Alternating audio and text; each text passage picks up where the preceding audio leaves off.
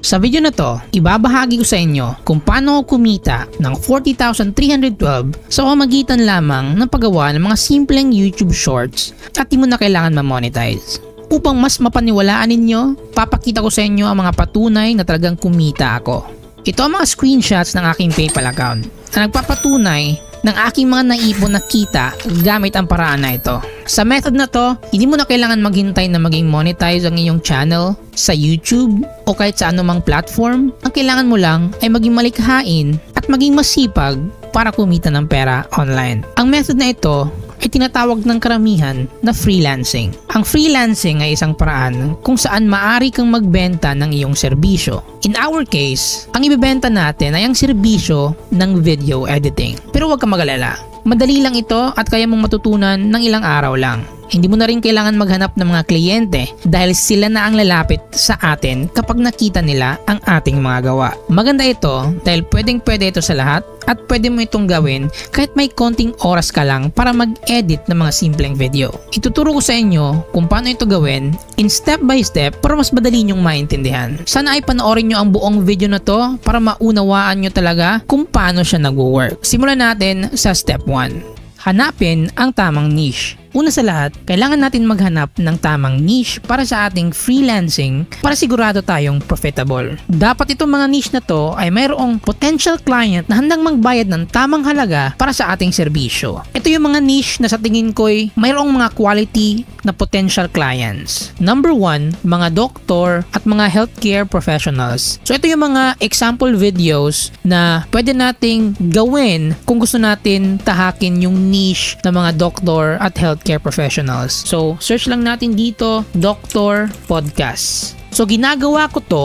para meron akong guide kung anong klaseng video yung gagawin ko, okay? Para sa portfolio. Ganitong klaseng video. Tignan natin. Hyper-optimization is where medicine fails. You said grapes are sugar bombs that are They problematic. are sugar bombs. There's as much sugar in a cup of grapes as in a Hershey's candy. Okay, so mga ganong klaseng video yung i-edit natin pag gusto natin tahakin yung doctors and healthcares na niche. Okay, so para sa akin, isa to sa mga magagandang niche kung gusto mo maging isang video editor. Kabilang na dito yung mga dentist, nutritionist, and mga therapist. Number 2 na potential clients, na high quality clients, ay mga real estate agents. So ganitong klaseng mga shorts yung gagawin natin. So search lang natin dito, real estate podcast, okay? Search natin shorts, lagyan natin ng shorts. And ganitong mga klaseng video yung i-edit natin or gagawin natin, which is madali lang. Do not immediately go into real estate investing. I think a lot of people think that that's where you make money. About some advice and how did that shape a mortgage professional that is all day long. It's time to upgrade to Okay, so mga ganitong klaseng mga short videos yung gagawin natin kapag mga real estate agents naman yung napili natin na niche or yung mga potential client. Kabilang na dito yung mga interior designers at yung mga property developers. Meron din mga ganyang clients. Number 3 na niche is ito yung mga negosyante and yung mga business coaches. So, search lang natin dito, business podcast, okay, shorts. Then, marami tayo dito makikitang mga example, gagaya na lang nito. Best advice you ever received. A man named Rick told me once in Diamond Bar. Well, in one of your YouTube videos, you actually said that you're currently $600 million. So mga ganitong klaseng YouTube shorts yung gagawin natin kung gusto natin itong business niche, okay? Yung mga business coaches na niche. Kung ito yung gusto nating client, okay? Ito yung mga klaseng videos na gagawin, which is ituturo ko din sa inyo later on this video. So number 4, ito yung mga health coaches and yung mga fitness instructors, okay? So dito sa niche na to, ang maganda naman dito, sobrang dali lang gawin yung mga videos about sa mga fitness and health. Madali lang gawin yung shorts. Yun din yung parang maganda dito. Okay? Fitness podcast shorts. So, mga ganitong klaseng videos lang yung gagawin natin. May shorts that talks about fitness o mga fitness coaches. Maganda to sa mga beginners, okay? Madali lang kasi tayong makahanap ng mga ganitong klaseng client, mga coaches. So, ang mga nabanggit ko na industriya ay mayroong malaking demand para sa serbisyong video editing. Sa pamamagitan ng pag-focus sa mga niche na to, mas madali tayong makakahanap ng kliyente na handang magbayad ng tama para sa ating serbisyo na video editing. So, that's for our Step 1. Step 2, mag-edit para sa portfolio. So, So dito sa step 2, dito ko ituturo kung paano i-edit yung mga short form content na chinek natin kanina. Okay? Para sa ating mga clients. Or kung wala ka pang client, pwedeng gawin itong portfolio. Alright, so paano ba mag-edit? So magda-download muna tayo ng podcast clip. Gagamit tayo ng website na tinatawag na streamable.com. And hahanapin natin yung podcast. Okay? This is just example kasi yung mga clients naman yung magpo-provide ng mga raw footages like podcast clips, mga ganon, and tayo lang yung mag-edit. Pero para sa tutorial na to, ituturo ko na rin sa inyo kung paano ba kumuha ng mga podcast clip dito sa YouTube. Okay, so na-search ko na yung podcast. Dito natin kukunin yung clip. So para makuha yung clip, gagamit tayo ng Streamable. So copy lang natin yung URL, then paste natin dito sa Streamable. Okay, itong website na to is free. Okay, and dito tayo kukuha ng mga clips. Okay, so para makuha ng clips, pupunta lang tayo dito sa mismong video. Punta tayo sa transcript. Click natin show transcript. And then dito natin hahanapin yung grapes na keyword.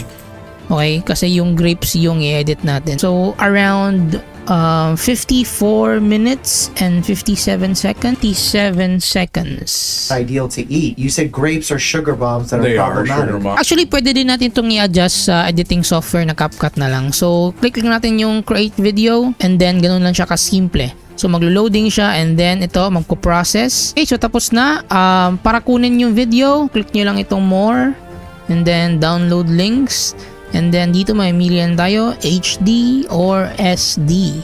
So click lang natin yung download button. Okay, so next open lang natin yung CapCut natin and then import lang natin yung video na din-download natin kanina. Okay, so kapag na-import na natin yung video, drag lang natin dito sa baba. Then click natin yung mismong video and then meron tayong gagawin na adjustment. So i-reframe natin yung video. Okay, punta lang tayo dito sa baba and then click auto reframe. Then dito sa reframe, adjust natin 9:16. Ideal to eat. Click natin apply and then magpo-process siya and di na natin kailangan i-adjust yung video kasi mag-auto reframe na siya. Alright, so auto reframe na siya. Next natin gagawin is modify. Then change natin yung frame rate to 60 FPS para maganda siya. And that's it. Okay, na-reframe na natin yung mismong clips. So, ika-cut ko lang dito kasi di natin na-cut sa Streamable. Alright, so next natin ang gagawin is maglalagay tayo ng mga stock footages. Okay, dito sa baba. Alright, so para magawa natin yan, punta lang tayo dito sa media and then dito sa library. So kung anong sasabihin ng nasa podcast, yan yung ilalagay natin dito sa baba. You said grapes are sugar bombs. Okay, grapes. So ito, grapes. Lagay natin siya dito. To eat. You said grapes.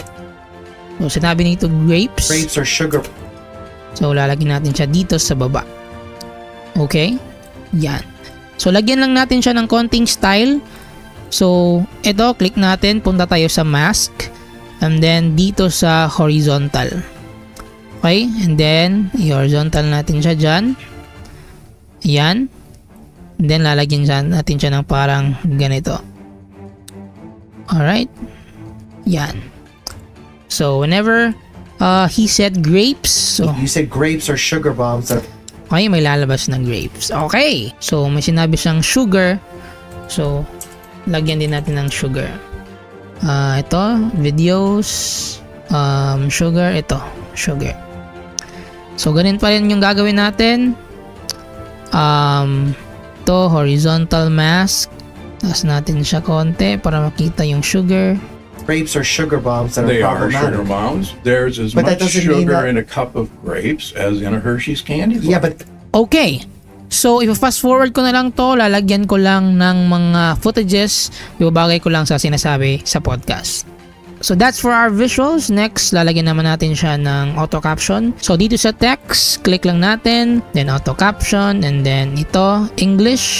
Yan, then generate. So, very quickly, maglo-loading siya. And we have our auto caption. So adjust natin yung font. Ito elegant, ito yung mostly ginagamit ko. Then 15, and then animation, then dito sa captions, and then mostly yung ginagamit ko is itong word per word. You said grape. So let's see. Ideal to eat. You said grapes are sugar bombs that They are are sugar problematic. bombs. They're Okay, so mostly talaga nilalagay ko siya sa gitna. Then I will change the color to yellow. Then lalagyan natin siya ng shadow. And then pwede natin i-adjust yung kanyang size kung gusto natin. So try natin i-adjust something like this. And let's see. Ideal to eat. You said grapes are sugar bombs that They are are sugar problematic. bombs. There's as But that much doesn't mean sugar that- in a cup of. So click natin lahat.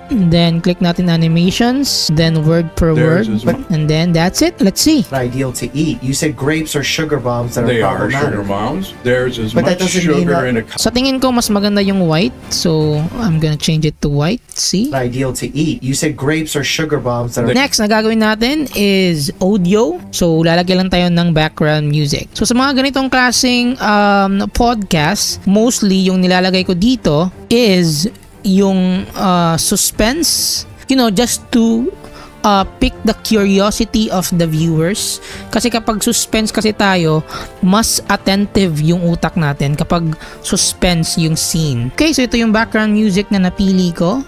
Pakinggan natin.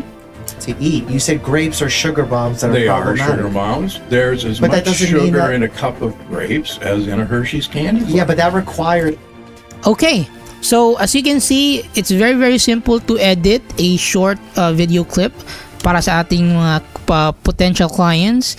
And kung wala pa tayong clients, we can use this video for our portfolio. Step 3 is i-upload sa YouTube yung mga videos para makita ng client. So para sa ating step 3, pag tapos ka nang mag-edit, okay, i-upload mo ngayon yan sa isang YouTube channel na nagfo-focus lang sa shorts, kagaya nito. Okay? So, you will be editing for at least 1 week para ma-practice ang iyong editing skill. And then, lahat ng nagawa mo is ilalagay mo sa isang YouTube channel na shorts lang dapat yung i-upload. Kapag na-upload mo yung mga videos na yan, yan yung gagamitin natin as portfolio. Dito sa shorts, pwede kang maglagay dito sa description, ilalagay mo dito na you are looking for a client or you are a video editor. Okay, ilalagay mo dito and then ilalagay mo dito ang phone number mo or any contact numbers. Okay, pwede rin email or Facebook, Instagram, anything that the client might contact you. Then ilalagay mo dito sa description that I'm looking for a client, I am a professional video editor. Okay, ilalagay mo yan sa iyong mga videos na i-upload sa channel mo na ginawa. Because mag-upload ka within 1 week sa mga na-practice mo na mga shorts, for sure merong isang video dyan na magva-viral. Okay, or magsi-semi-viral, and then maraming makakitang potential clients. So hindi ka na maghahanap kasi sobrang dali lang makahanap ng client kapag isa kang video editor, kasi sobrang daming tao ngayon na gustong mag-content creation, mga businessmen, mga doctors, they want to be a content creator for their business to grow. So kapag wala ka pa rin nakuhang clients, okay, you can actually go to different freelance website like onlinejobs.ph, Upwork, o di kaya Fiverr. So let me show you an example. Ito yung account ko sa onlinejobs.ph. So search lang natin dito, YouTube Short Editor. Kami tayo dito makikita mga potential clients. Okay, YouTube Editor, ito YouTube Shorts Editor, Reels Editor, Social Media Assistant. Marami tayong makikita dito ang mga potential client dito sa onlinejobs.ph. So that's how simple it is to become a video editor. Sa panahon ngayon, it's very simple. Especially ngayon meron ng CapCut. It's free and you can practice para mas gumaling pa. So wala ka na talagang excuse para hindi kumita online. And sa mga nagsasabi na hindi daw totoo yung mga ganito, guys, sobrang totoo nito. As you can see kanina, pinakita ko aking mga resibo na talagang tunay na kumita dito online through freelancing o di kaya sa YouTube mismo, sa YouTube Shorts. And by the way, kapag sumikat din yung channel na ginawa mo, nag-upload ka ng mga shorts, kita ka rin sa YouTube ad revenue. So you're hitting 2 birds with 1 stone. Very simple to do. And that's it. Sana may natutunan ka sa video na to. Salamat sa panunod and I will see you on the next one.